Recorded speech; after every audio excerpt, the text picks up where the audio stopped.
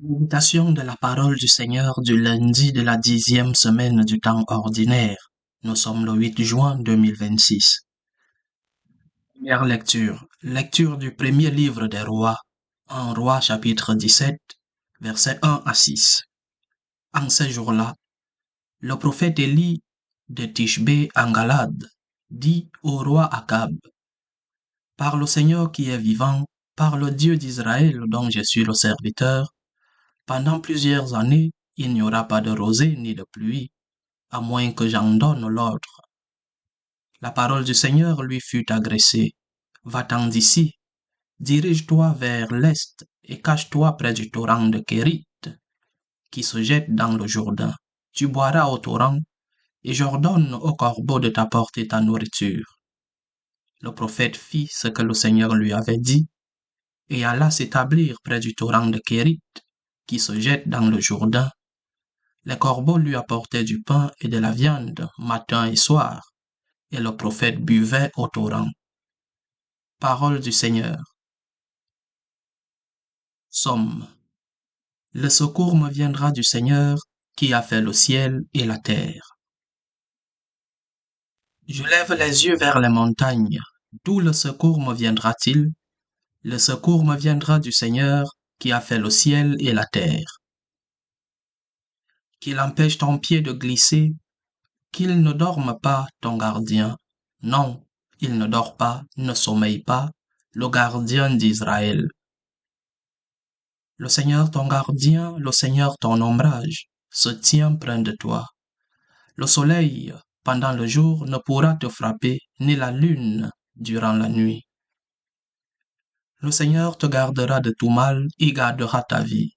Le Seigneur te gardera au départ et au retour, maintenant, à jamais. Alléluia, alléluia, alléluia. Réjouissez-vous, soyez dans l'allégresse, car votre récompense est grande dans les cieux. Alléluia, alléluia, alléluia. Évangile de Jésus-Christ selon saint Matthieu. Matthieu chapitre 5, versets 1 à 12. En ce temps-là, voyant les foules, Jésus gravit la montagne. Il s'assit, et ses disciples s'approchèrent de lui. Alors, ouvrant la bouche, il les enseignait. Il disait, « Heureux les pauvres de cœur, car le royaume des cieux est à eux. Heureux ceux qui pleurent, car ils seront consolés. Heureux les doux, car ils recevront la terre en héritage. Heureux ceux qui ont faim et soif de la justice, car ils seront rassasiés. Heureux les miséricordieux, car ils obtiendront miséricorde. Heureux les cœurs purs, car ils verront Dieu. Heureux les artisans de paix, car ils seront appelés fils de Dieu. Heureux ceux qui sont persécutés pour la justice, car le royaume des cieux est à eux. Heureux êtes-vous si l'on vous insulte, si l'on vous persécute, et si l'on dit faussement toutes sortes de mal contre vous à cause de moi. Réjouissez-vous, soyez dans l'allégresse, car votre récompense est grande dans les cieux. C'est ainsi qu'on a persécuté les prophètes qui vous ont précédés. Acclamons la parole de Dieu. Les béatitudes. Et chaque béatitude commence par une promesse de bonheur, une promesse de félicité. Le Seigneur veut nous enseigner qu'être avec lui, c'est avoir le bonheur. Être avec lui, c'est vivre la félicité. Suivre le Seigneur, c'est avoir le bonheur, parce qu'il est le bonheur. Suivre le Seigneur, c'est vivre déjà la félicité sur la terre, parce qu'il est félicité. Maintenant, il y a des conditions, bien sûr.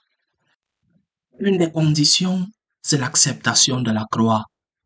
Suivre le Christ, c'est aussi accepter la croix et comprendre que les difficultés de ce monde n'ont qu'un temps, un temps bref, et que nous vivrons cette félicité que nous commençons à vivre sur la terre, nous la vivrons pleinement au ciel avec lui. Cela ne veut pas dire que nous ne devons pas lutter pour être heureux sur la terre. Le Seigneur est venu pour nous donner cette félicité en commençant ici sur la terre.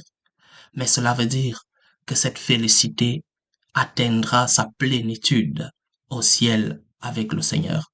Heureux sommes-nous donc parce que nous acceptons nos moments de croix. Heureux sommes-nous lorsque devant un problème, nous disons à Dieu, pour toi Seigneur, j'accepte cette croix pour toi. Pendant que je cherche la solution à mon problème, je porte cette croix. Je ne fuis pas la croix. Pendant que Seigneur, tu m'aides à résoudre ce problème, je m'offre à toi Seigneur. Parce que le Christ n'a pas fui la croix.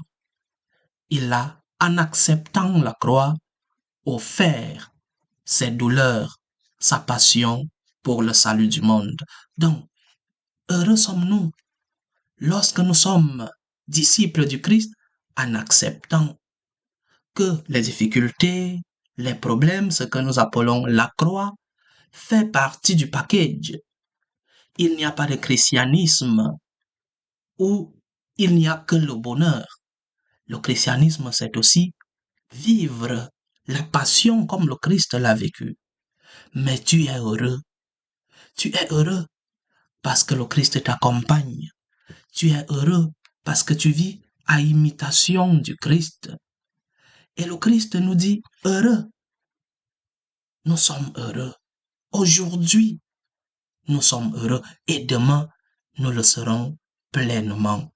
Donc, heureux les pauvres de cœur, heureux les doux, heureux lorsque tu vis peut-être pas comme le monde enseigne. Parce que le monde aujourd'hui t'enseigne que la félicité, le bonheur, c'est le plaisir. Que la félicité dans ce monde, c'est les grandes richesses. Non. Heureux lorsque tu es disciple du Christ et que tu acceptes que même dans ta pauvreté de cœur, le Seigneur t'accompagne et qu'il te donnera la félicité éternelle. Dieu vient à notre aide dans nos moments de croix. Seigneur, à notre secours. Seigneur, fais-nous comprendre tes mystères. Seigneur, fais-nous accepter les moments difficiles. Fais-nous accepter les croix de nos vies. Loué soit Jésus-Christ.